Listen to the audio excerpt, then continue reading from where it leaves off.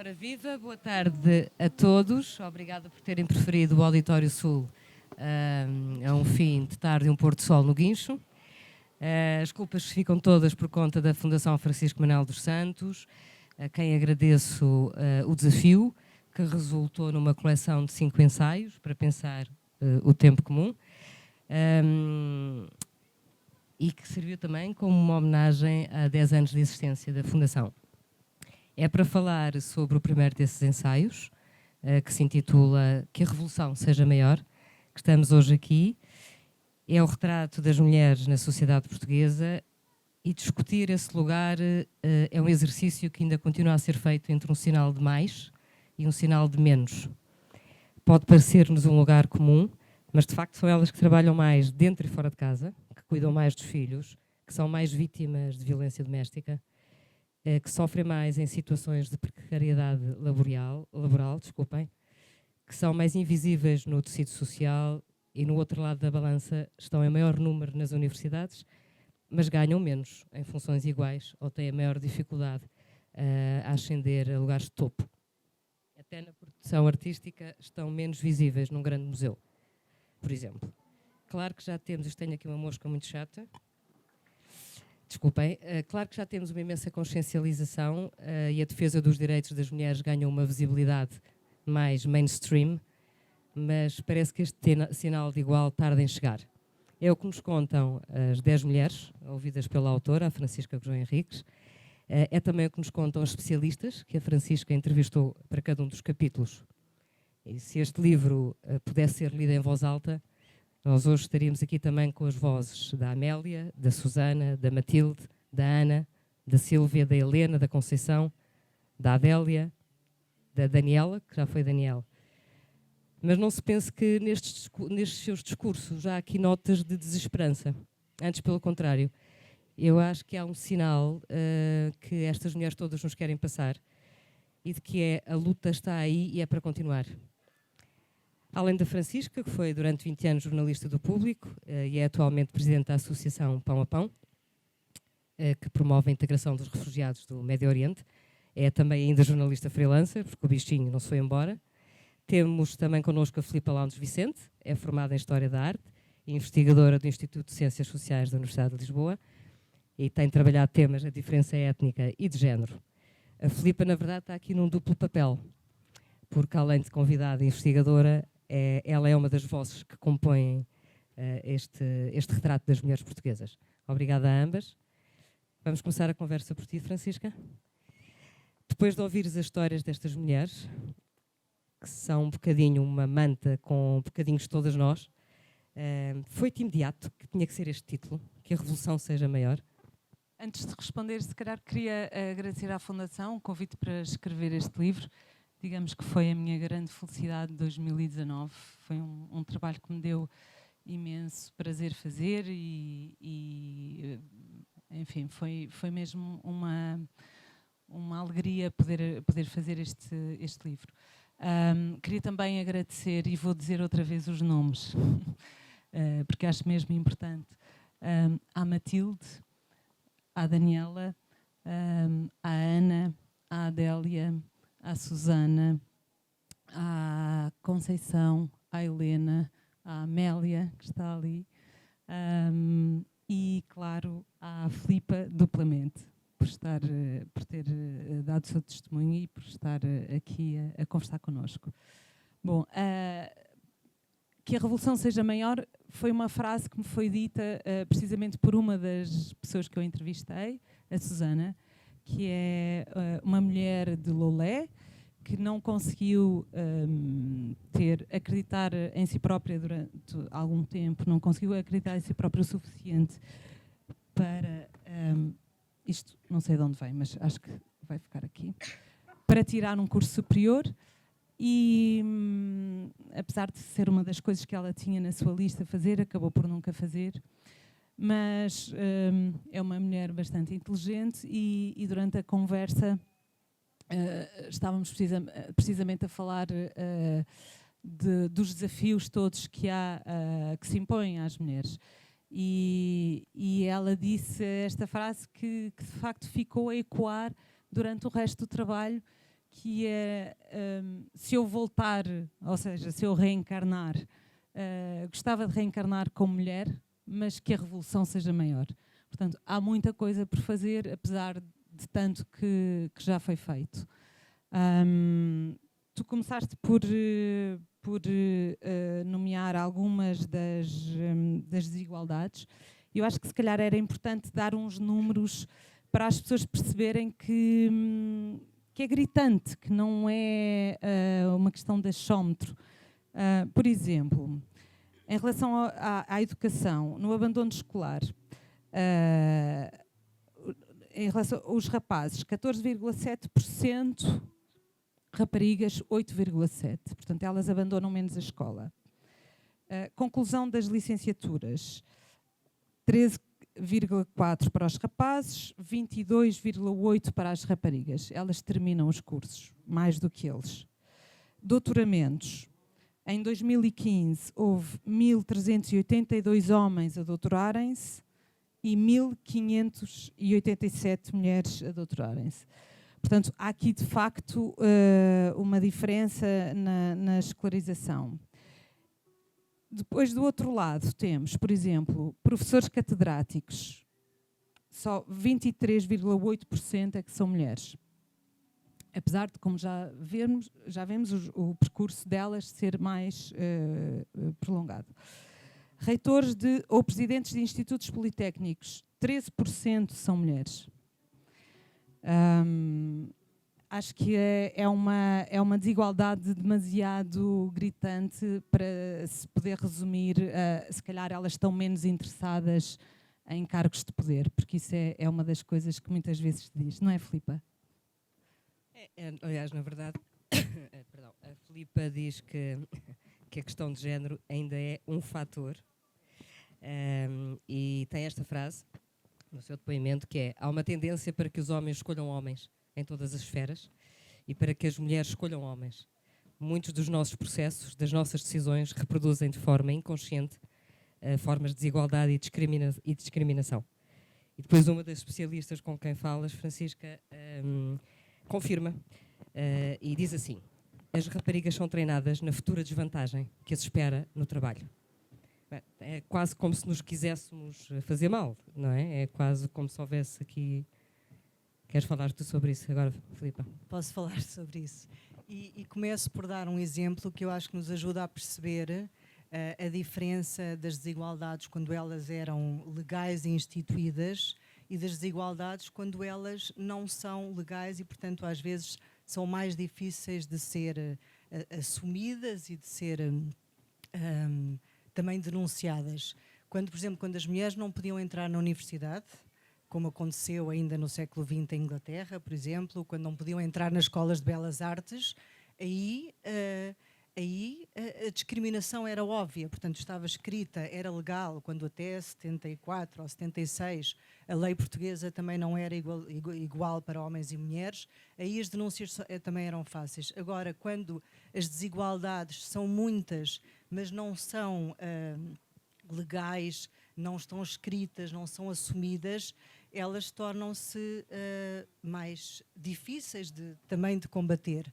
E em relação a essa frase que tu citas, minha, eu não sei se estou aí a pensar, bem, posso estar a pensar em muitos campos, posso estar a pensar no campo artístico, mas também posso estar a pensar no campo académico. Não é por acaso que é quando as mulheres começam a entrar na academia, nos anos 70, em muitos lugares do mundo, que os temas sobre mulheres e o conhecimento sobre a literatura de mulheres, a história de mulheres, as mulheres artistas, as mulheres enquanto agentes históricos, que começa a surgir também. Portanto, só quando as mulheres estão também em lugares de decisão e de poder escolher é que o conhecimento, as formas de produção de conhecimento também se começam a interessar pelas mulheres enquanto objeto. Mas, e tal como eu também digo nessa frase, muitas vezes as mulheres também reproduzem, claro, esta não é só nós, todos somos criados nas mesmas sociedades, nos mesmos contextos e reproduzimos as desigualdades e as mulheres também o fazem de muitas formas e isso até também posso vê-lo, observá-lo na academia e isso também até tem sido estudado, que há muitas mulheres que chegam, por exemplo, que sobem nos lugares de hierarquia académicas ou chegam mesmo a reitoras e omitem ou recusam-se a pensar em si próprias enquanto mulheres ou a fazerem... até porque muitas vezes isso as pode diminuir ou virar-se contra elas. Portanto, muitas mulheres que têm poder muitas vezes recusam esse discurso feminista, embora eu pense que cada vez menos. E isso até acontece com, por exemplo, como os temas de mulheres na academia, que ainda se tem um lugar subalterno, ainda não são tão valorizados como outros temas, e portanto há mulheres que muitas vezes não querem trabalhar sobre esses temas ou sobre a abordagem de género. Portanto, há essa tensão ainda. São considerados temas menores, não é? São considerados temas menores ainda, embora isso seja muito diferente também de país para país. Mas olha, então, mas o que é que faz hoje a nossa consciência feminista? De que é que ela se tece? Quer dizer, perante toda a descrição que acabas de fazer, da produção artística ao meio académico. Bem, primeiro temos que pensar, consciência feminista, eu acho que essa é uma ótima palavra, é como uns óculos que nós pomos, independentemente de sermos mulheres, homens, da nossa orientação sexual, da nossa identidade sexual.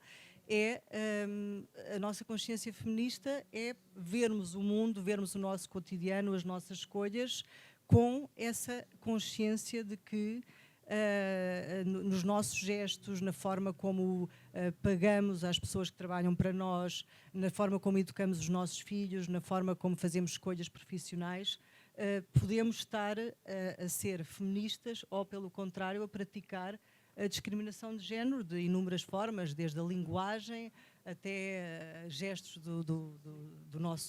na forma como nos relacionamos com os outros. Isso é aquilo que eu penso que é a consciência feminista, é a forma como... E todos podemos tê-la e todos podemos ser feministas. Francisca, dos relatos, homens, claro, dos relatos que tiveste e que recolheste para este livro, ficaste também com esta ideia. O que é que perpassa de consciência feminista nestas mulheres? Agora já com exceção da Filipa. Claro, há sempre pessoas que racionalizam muito mais estes temas do que outras. E eu até diria que talvez a maior parte das pessoas com quem falei tem noção de que há uma desigualdade muito grande, mas há uma certa normalidade nisso. As pessoas habituaram-se a conviver com isso. E há uma certa resignação, não é? E, portanto, há depois a parte do ativismo do feminismo que tem que passar a existir.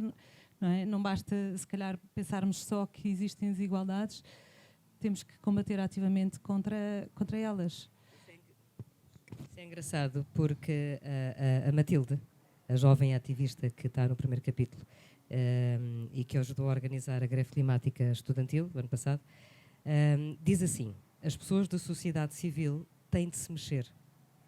Claro que ela está a falar da causa da luta contra as alterações climáticas, não é? Mas é uma coisa que nós vemos uma camada mais jovem que sai para a rua em nome da desigualdade de género, em nome do racismo sistémico. Contra a portanto, homofobia, estão na rua para falar, não é? Sim. Estão-se a mexer. É desse ativismo.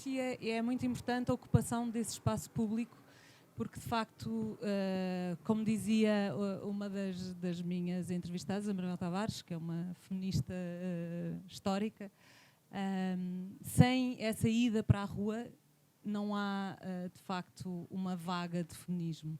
É preciso que essas vozes ocupem o espaço público. E é isso que também muitas vezes é difícil fazer, porque lá está, a desigualdade também é bastante visível em relação ao espaço público. Por exemplo, eu sou um bocado chata com os números, mas como eu não os consigo fixar, eu tenho mesmo que ir às minhas notas. E eu acho que eles são importantes para percebermos exatamente o que estamos a falar.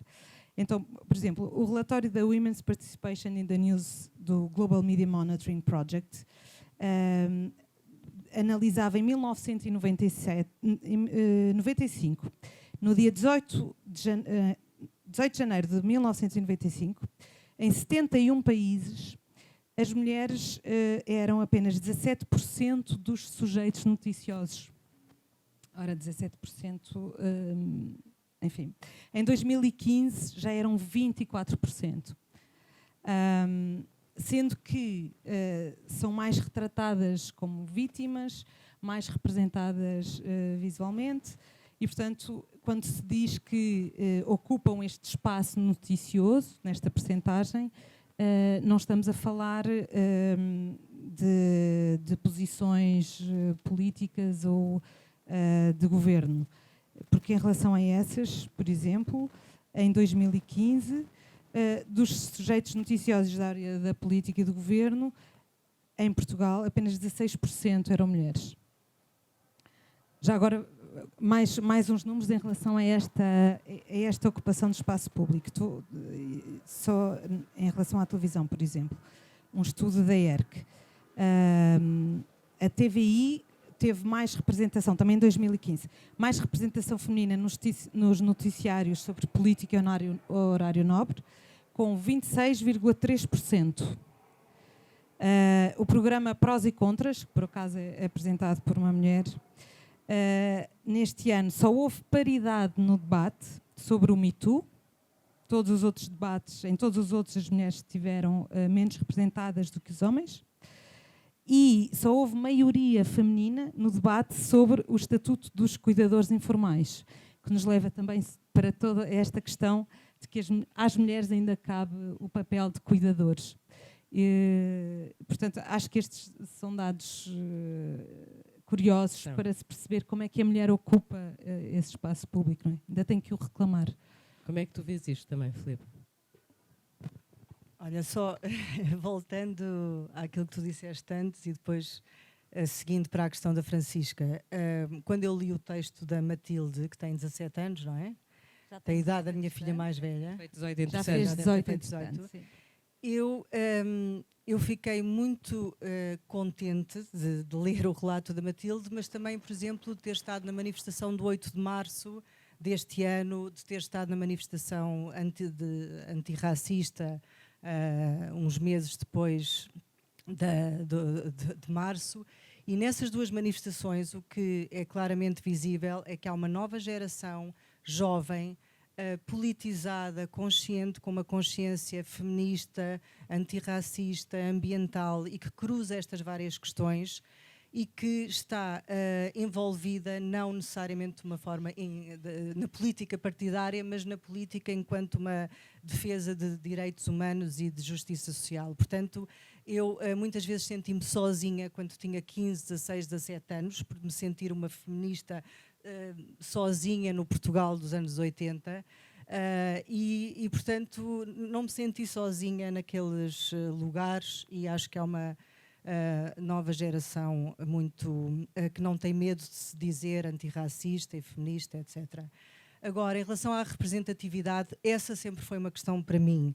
E eu por várias razões, mas também por ter vivi fora grande parte da minha vida, e quando voltei há 11 anos, foi para mim foi um choque. Por um lado, ver que tanta coisa tinha mudado em Portugal e de forma tão positiva em relação aos 15 anos antes em que eu tinha saído de Portugal, mas foi um choque ver como no espaço público a representatividade era tão desequilibrada, e eu penso que continua a ser, e eu espero que esta geração que agora está a entrar na universidade não continue a admitir que as páginas do Expresso tenham só homens brancos a escrever nos artigos de opinião.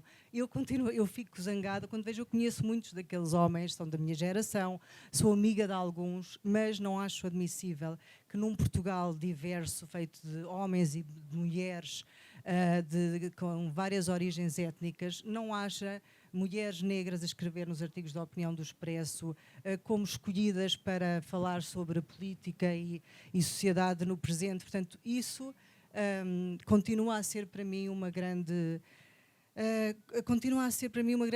perplexidade, como é que o critério, como é que esta pseudo-justificação do mérito e da qualidade continua a ser invocada para justificar a ausência de mulheres e de homens que não sejam brancos no espaço público. Portanto, isso a qualidade, não é? Eu acho que todos nós que temos poder de escolha, temos que ter esta consciência de que temos uma responsabilidade social e temos que as nossas escolhas também têm influenciam esta geração, porque eu cresci a olhar para os jornais que lia, para a televisão, para os lugares de poder, para as igrejas, os representantes da igreja, da política, da economia, do desporto e até do meu mundo, que é o mundo académico, os reitores.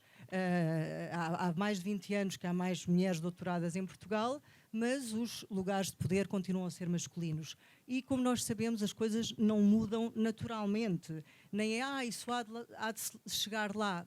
Quer dizer, há de chegar lá porque há muitas pessoas que fazem por isso, muitos homens e mulheres que fazem por isso. Às vezes o fazer por isso implica um esforço brutal para algumas mulheres. Nós também temos alguns testemunhos disso neste livro e de facto é bastante injusto. Por exemplo, eu estou agora a lembrar-me do caso da Ana, que é uma cientista astronauta e que me disse que para ser reconhecida pelos seus pares, ela teve que trabalhar 3, 4 vezes mais do que os seus colegas homens, porque estava numa área supostamente masculina, ou pelo menos bastante masculinizada, e de facto temos que nos aperceber também de que é uma injustiça brutal nós continuarmos a esperar isso das mulheres, terem que se esforçar muito mais do que os homens para chegarem lá. E passa também pelas questões domésticas, porque as questões do cuidado estão tão concentradas nelas que, obviamente, lhes retira, às vezes, tempo para poder chegar onde querem chegar. Há aquela história o drama de marcar uma reunião ao fim da tarde, por exatamente, exemplo. Exatamente. Se calhar, se pedirmos às pessoas que aqui estão para porem a mão no ar, quem são as mulheres que têm que pensar naquilo que os filhos têm que levar para a escola daqui a 2 semanas e quem é que já fez a lista de material escolar, se calhar vamos ver muito mais mulheres de braço no ar do que homens. É uma realidade. Mas isso implica toda uma mudança de paradigma que inclusive as nossas empresas, públicas ou privadas, nem sequer estão programadas para ter, não é? Claro. É preciso criar esse espaço também nas empresas e deixar, não permitir que seja uma vergonha para um homem dizer que tem de sair mais cedo para ir buscar os filhos à escola, porque muitos ainda ouvem, então mas a tua mulher não pode tratar disso. É uma realidade, não é? E é uma realidade de pessoas instruídas, mulheres intelectuais, jovens, não é uma realidade só de um meio mais remoto do país. Há novas, podemos falar em vagas de feminismo? Quer dizer, as reivindicações foram umas, não é? No pós-25 de Abril, por exemplo, têm vindo a mudar. Há vagas, o que não quer dizer que as várias reivindicações que pertencem a cada uma das vagas estejam resolvidas. Por exemplo, uma das reivindicações da dita primeira vaga tem a ver com trabalho igual, salário igual. E ainda hoje, como vimos, isso não está resolvido. As mulheres ganham, eu vou outra vez olhar para o meu bloco de notas, para não dizer mal, não citar mal, mas as mulheres ganham menos de 19,9% do ganho médio mensal. Este ganho médio mensal inclui horas extra, bónus, etc. E menos 27,9% se olharmos para os quadros superiores. Portanto, a desigualdade é maior nos quadros superiores do que nas profissões menos qualificadas. O que também diz muito.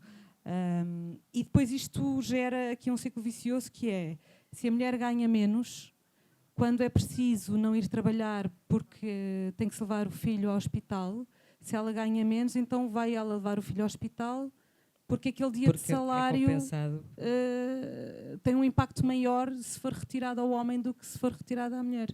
Portanto, cada vez que há uma decisão sobre o não ir trabalhar, há uma tendência para que essa decisão caia nos ombros das mulheres porque ganham menos. e ao não irem trabalhar ganharão ainda menos e terão provavelmente depois menos acesso a promoções, etc.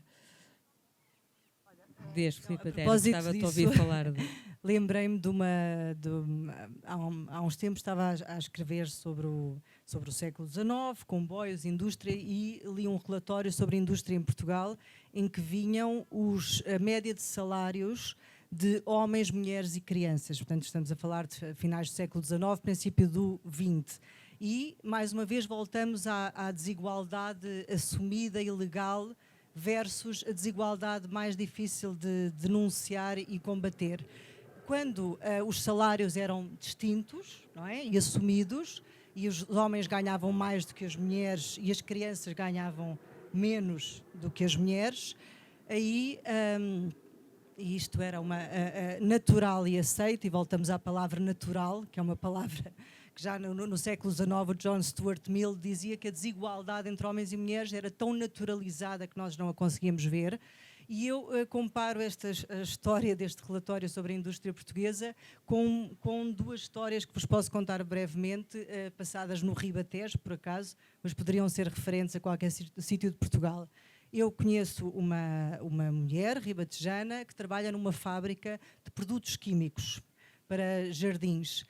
E ela explicava-me que só trabalhavam mulheres e que os homens que tinham entrado para as mesmas funções rapidamente tinham passado a exercer outras funções em que ganhavam mais, porque muitas vezes quando eu lia os artigos de jornal, relatórios sobre esta desigualdade salarial, a mim custava-me compreender como é que ela depois na prática se conseguia realmente, quer dizer, como é que conseguia ser uma prática, como é que conseguia ser aceite. Isto por um lado. E agora outra história ribatejana é que também há pouco tempo conheci um homem que dirige uma grande propriedade no Ribatejo, e ele disse-me, é verdade, as mulheres aqui que nós contratamos, aqui em várias aldeias ribatejanas, ganham bastante menos do que os homens. E eu perguntei, mas como é que isso é possível? É assim, e portanto todos aceitam que sejam assim, e claro, e quem paga prefere pagar menos, portanto por trabalho igual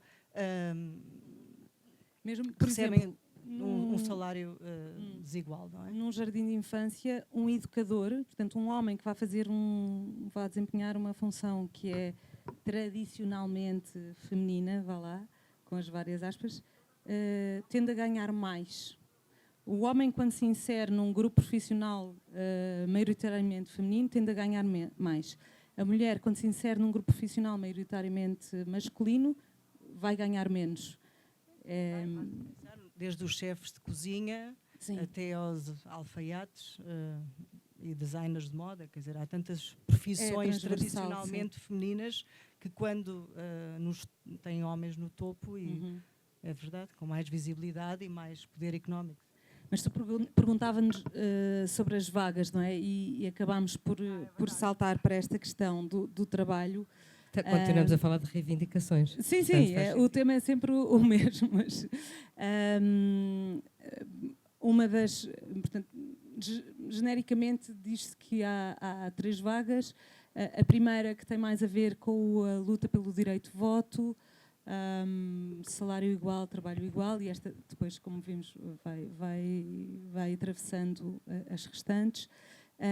Depois, a seguir ao 25 de Abril, centrou-se mais na despenalização do aborto, nos direitos à habitação, e mais recentemente, nos anos 2000, portanto, isto de uma forma muito simplista e genérica. Nos anos 2000, de certa forma, virou-se mais para as identidades e estão bastante ligadas aos movimentos LGBTQ, ao antirracismo, sendo que há uma transversalidade aqui, uma interseccionalidade aqui. Se acrescentarmos à desigualdade de género a desigualdade de origem, a etnicidade, não é? Quer dizer, deparamos ainda com maiores desigualdades.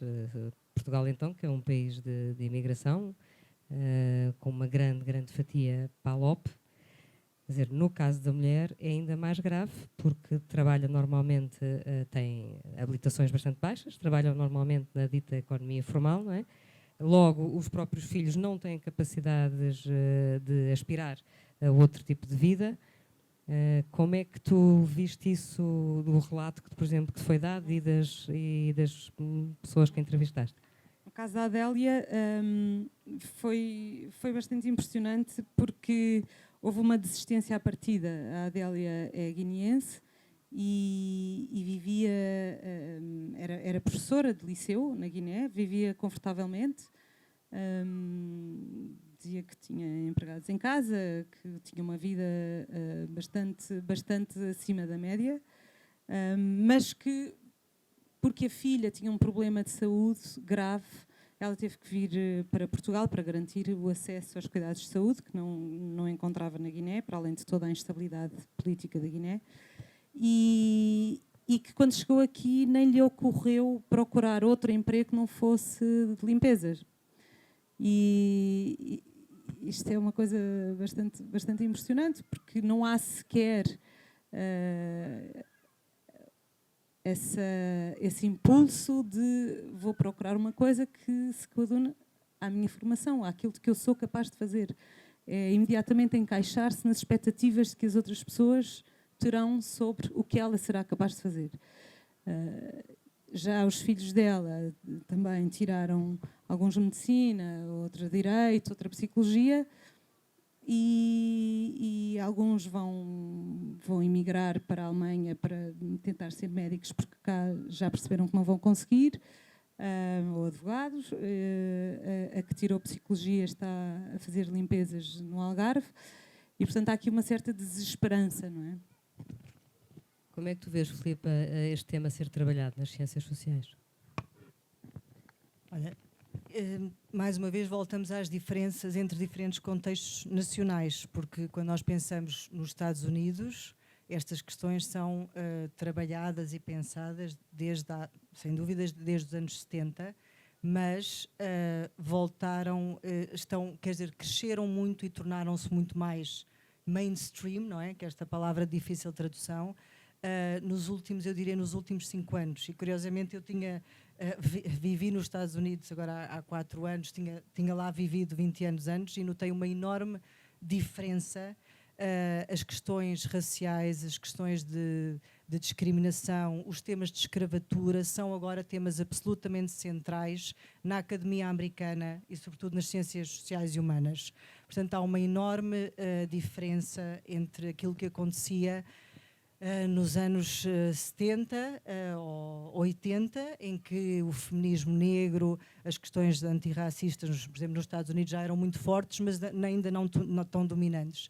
Em Portugal também se sente cada vez mais, por exemplo, os temas coloniais, os temas relacionados com a escravatura e todos os temas relacionados com o nosso passado mais ou menos recente estão cada vez mais presentes nas ciências sociais e ainda bem que o estão, porque faz todo o sentido, embora vemos como em diferentes países também têm diferentes tempos na forma como lidam com estas questões, que depois também se cruzam com ativismo e com debates mais alargados, debates públicos mais alargados, que têm tanto a ver com museus públicos, como com representatividade na comunicação social, como com onde é que estão os portugueses afrodescendentes entrarem nas universidades, e porque é tal coisa, porque os filhos da geração, ou da geração que tu entrevistaste, estão cada vez mais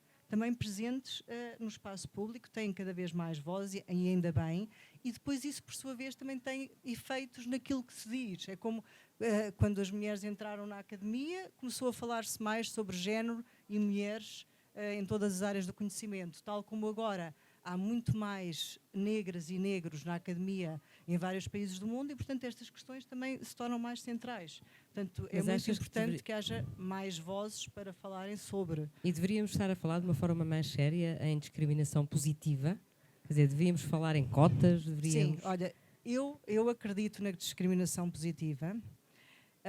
Acho que mais uma vez voltamos àquela ideia de que as coisas naturalmente vão lá ou chegam lá, já está mais do que provado, e quem estuda a história dos movimentos sociais e de questões de justiça e igualdade verifica que as coisas não mudam sozinhas, e eu penso que a discriminação positiva tem dado bons resultados. Veja-se no Brasil.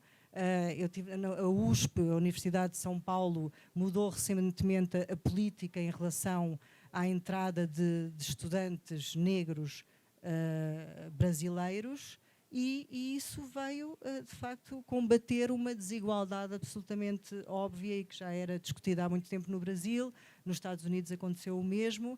Mas, claro, mais uma vez voltamos às culturas jurídicas diferentes, não é? Portugal é mais herdeira de uma cultura jurídica francesa, em que a identidade étnico-racial entra em contradição com esta ideia de suposta, não é, igualdade, enquanto outras culturas, nomeadamente como em Inglaterra ou nos Estados Unidos, os movimentos antirracistas acreditam, e eu acho que com razão, que só através da identificação e de dados étnico-raciais é que é possível identificar um problema. É como tu estivemos aqui a falar de números de género, não é? A Francisca referiu vários números, diferenças de género. Nós precisamos destes números para provar que existe desigualdade, porque a lei já é igual, porque as mulheres já podem entrar na universidade. Portanto, como é que nós podemos combater a desigualdade se não a conhecemos e não a podemos identificar com números também, não é? Queres falar sobre isto também, Francisco? Acho que se calhar vale a pena só acrescentar que a discriminação positiva em relação às mulheres também tem produzido resultados e está a ser bastante visível na participação política. A partir do momento em que há a introdução de cotas, as coisas de facto mudam, e está a começar também a mudar nas empresas. Porque a tal naturalização com que olhamos para estas desigualdades não é apagada de um momento para o outro se não houver ativamente alguma coisa a ser feita nesse sentido, não é? Não, por si só não vai lá. Olha, tenho a impressão que nós estamos a aproximar-nos do fim, parece que foi um instante. Eu queria só, não sei se ias falar disso ou não, mas acho mesmo muito importante falar da violência que ainda não, da violência doméstica de que ainda não falámos, não é? Que é sim, é um dos teus capítulos mais fortes, com o relato. Queres falar sobre isso, sobretudo dos especialistas que depois também ouviste e que entrevistaste, e que levantam uma questão que muitas vezes é esquecida, que é o papel dos filhos enquanto vítimas. Claro. Eu acho que nem é preciso dizer ou ir consultar os números para dizer que as mulheres são muito mais vítimas de violência do que os homens. Essa violência é frequentemente invisível e tornada invisível por quem deveria estar a impedi-la. Neste livro eu optei por entrevistar a Amélia, que não sofreu ela própria de violência doméstica, mas teve uma filha que morreu por conta disso, e um filho também. E depois há que pensar nas crianças que ficam órfãs e isso é toda uma outra questão, que eu acho que Portugal está muito atrasado na forma como olha para estes casos, porque estas crianças são consideradas testemunhas, não são consideradas vítimas, elas próprias, e há toda uma forma de resolver estes casos que não olha o suficiente para elas. Isto, como vês, é mesmo um assunto um pouco delicado. Sim, o próprio sistema muitas vezes faz uma leitura da vítima que sobrevive e que não passa por um afastamento imediato do agressor ou pelo um controle eletrónico. São só. Sim, e Agora, eu acho bem que se privilegie as guardas partilhadas, é evidente, mas nestes casos, muitas vezes a guarda partilhada acaba por ser uma forma de o agressor continuar a ter contacto com a vítima e a impor a sua violência sobre a vítima mulher e a vítima criança. E ao facilitar muito o contacto do agressor com o filho ou os filhos, muitas vezes está-se a prolongar no tempo as probabilidades das mulheres serem agredidas. A socióloga Anália Torres diz que as mulheres ainda têm a pedir licença para dizerem que querem fazer coisas. Parece que o século XX ainda nos deixou um legado muito pesado e que já tanta coisa foi feita e, no entanto, tanta coisa há a fazer. Certo? Olha. Eu achei piada essa expressão do pedir licença, porque pode ser simplesmente metafórica, mas é verdade que, como nós falávamos há pouco, se uma mulher de repente fica retida no trabalho, ela tem que fazer um telefonema para ter a certeza de que os filhos vão para casa e vão ter o jantar servido a horas. Isto é uma forma de pedir licença, não é? Porque, de facto, ainda lhes cabe, de certa maneira, elas acham que... Não é elas acham, espera-se delas que ainda cumpram esse papel. Falar sobre isso, Filipe, ou passamos a perguntas a quem nos estava? É? Agora é só quem... É? Muito bem.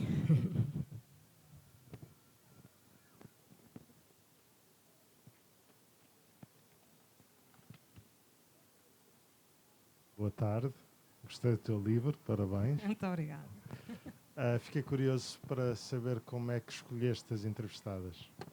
Isso, por acaso, é uma questão interessante, porque eu achei que ia ser preciso entrevistar várias pessoas, talvez umas 20, até ter um grupo de 10. Mas a verdade é que eu procurei mais ou menos pessoas com um certo perfil para corresponder aos vários temas do livro. Podemos enumerá-los rapidamente. Portanto, juventude, sexualidades, ensino...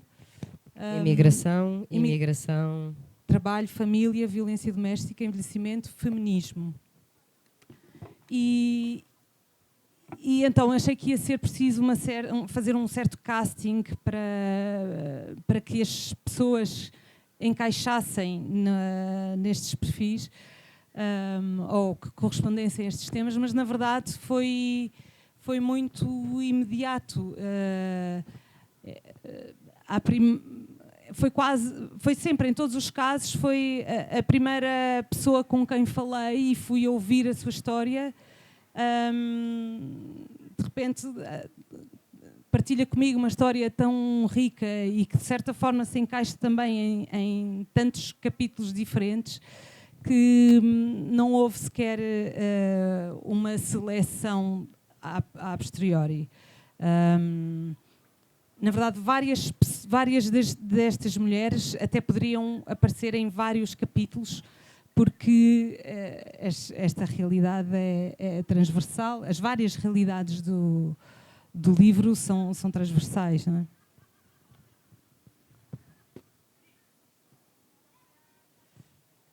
Ok, temos direito apenas a mais uma.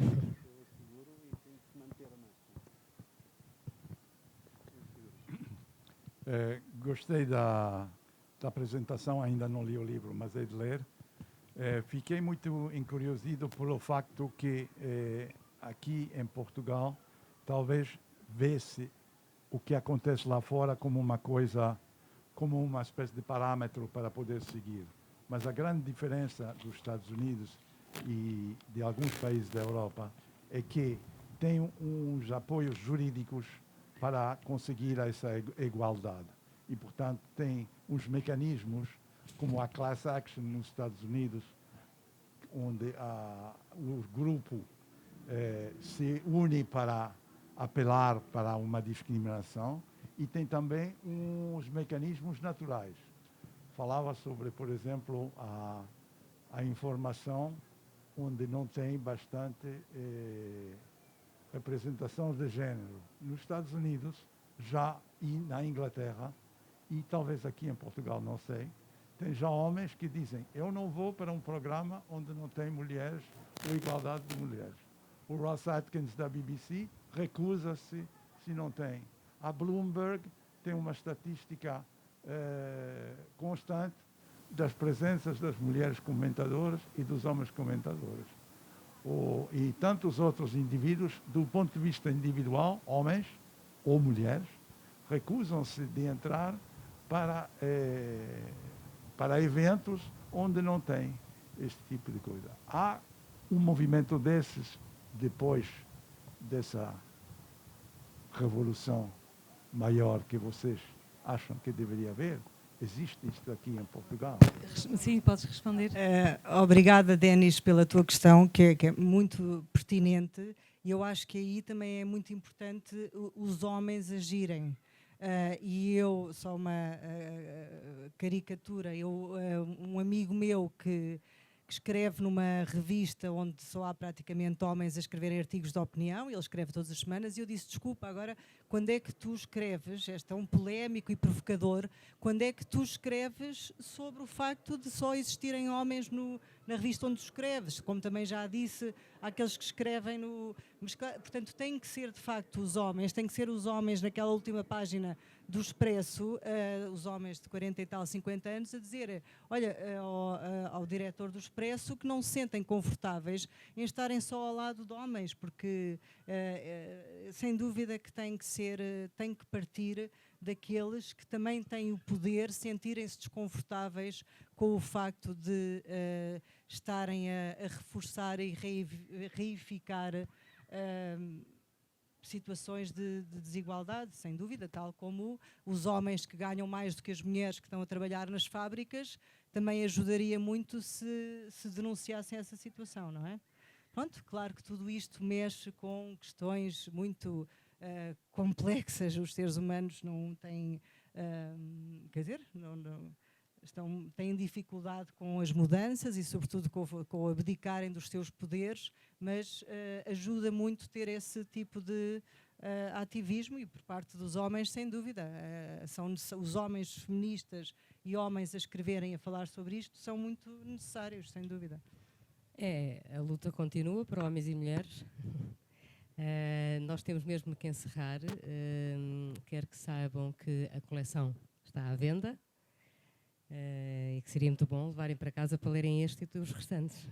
Obrigada a todos por terem vindo e por terem suportado este sol. Obrigada a todos.